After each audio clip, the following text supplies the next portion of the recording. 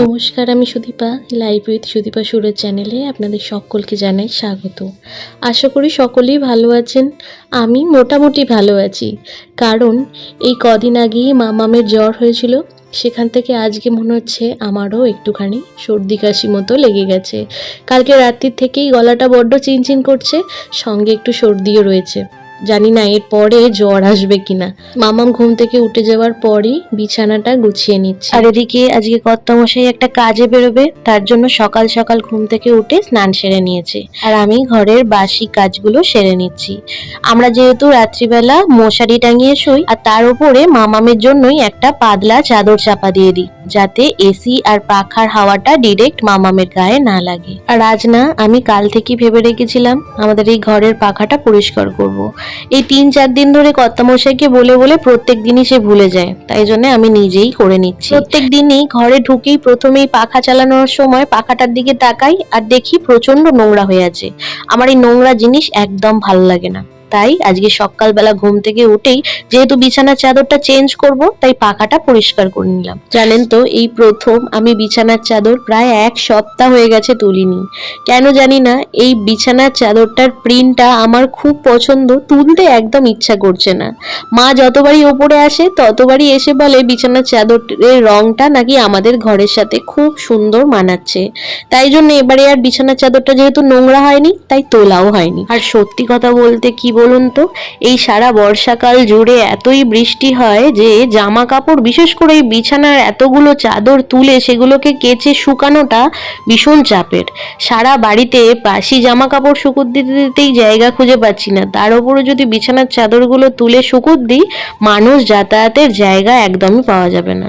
যাই হোক, ঘরটা নিজের মতো একটু গুছিয়ে নিলাম, এবার ঘরটা ঝাড় দিয়ে নেবো। আমাদের সিঁড়ির কোণটাতে একটা বদ্রি পাখি রাখা আছে, আর সে এতই দুষ্টু, তার খাবার যে দানাগুলো আমরা প্রত্যেক দিন ওকে খেতে দিই, তার খোসাগুলো সে চারদিকে ছড়িয়ে ছিটিয়ে রাখে, আর যার জন্য সারা সিঁড়িটা খুবই নোংরা হয়।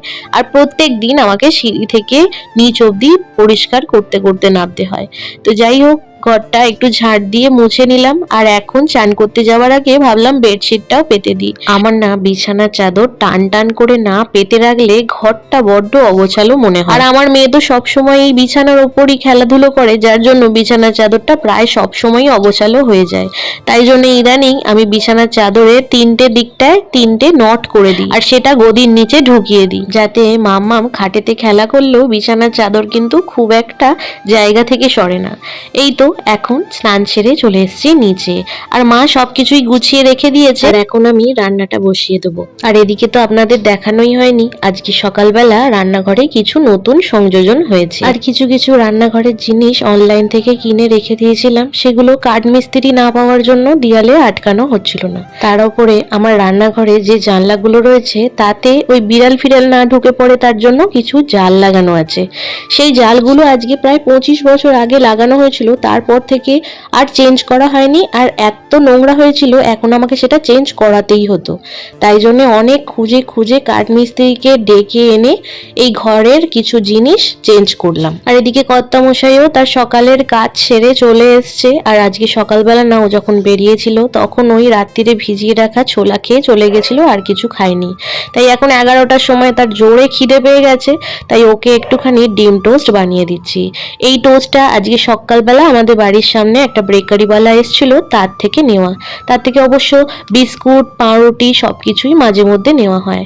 আর এই ডিম টোস্টটা না, এই গোল পাউরুটি দিয়ে খেতে দারুণ লাগে। যেহেতু পাউরুটিটা একটু মিষ্টি মিষ্টি, তাই জন্যে ও দেখি এই ডিম টোস্ট হলে এই গোল পাউরুটি দিয়ে খেতে পছন্দ করে। এদিকে অনলাইন থেকে কেনা এই কন্টেনারগুলো সবকিছু ফাঁকা হয়ে পড়েছিল, তাই রান্না চাপানোর আগে হাতের কাছে সব মশলা, ডাল সবকিছু সাজিয়ে নিচ্ছি। আমার না ওই রান্না করতে করতে জিনিস খুঁজতে বড্ড মাথা গরম হতো, তাই জন্য ভেবেই রেখেছিলাম রান্নাঘরটা যখন পরিষ্কার করব তখন নিজের মতো রান্নাঘরটাকে সাজিয়ে নেব। এদিকে বর্ষাকাল পড়তে না পড়তেই ছোলার ডালটায় কেমন পোকা হয়েছে দেখুন। এখন তো কিছুদিন রোদ্দুর উঠছে না, তা নাহলে ছোলার ডালটা রোদ্দুরে শুকুত দিয়ে দিলেই পোকাগুলো সব চলে যেত। তবে এই মুহূর্তে পোকাগুলো মারবার একটাই উপায়, সেটা হচ্ছে কড়ার মধ্যে ছোলার ডালটা একটুখানি সেঁকে নিতে হবে। আর এখন আমি ভাতের চালটা ধুয়ে নিচ্ছি, এখন ভাত বসাবো। এই কদিন তো ইন্ডাকশনটা চিকেনটা একটু গড়বড় করছে, যার জন্য গ্যাসেতেই ভাতটা বসাতে হচ্ছে, যার ফলে রান্নায় একটু দেরি হচ্ছে। যখন ইন্ডাকশানে ভাত করতাম তখন ইন্ডাকশানে ভাতটা বসিয়ে দুটো বার্নারেই কিছু না কিছু রান্না বসিয়ে দিতাম। তবে এখন যেহেতু ভাতটা হতে একটু দেরি হচ্ছে আর একটা বার্নারেই আমাকে রান্না করতে হচ্ছে, যার জন্য রান্না করতে বেশ অনেকক্ষণ সময় লাগছে। একদিকে ভাত বসিয়ে দিয়ে অন্যদিকে আলু ভাজা আর পটল ভাজাটা করে নিলাম। আর এখন আমি রান্না করার আগে পেঁয়াজগুলো কেটে নিচ্ছি।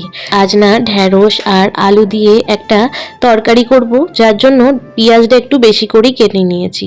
আর আজ যেহেতু চিকেনটা একটু কমই এনেছে বাপি, তাই জন্য ভাবলাম দুপুরবেলা রান্নায় ফ্রিজে একটু ডাল আছে সেই দিয়ে আর এই তরকারি দিয়েই আজকে সবাইকে দুপুরবেলা ভাত দেবো, আর রাত্রিবেলার জন্য চিকেনটা রান্না করে নেবো।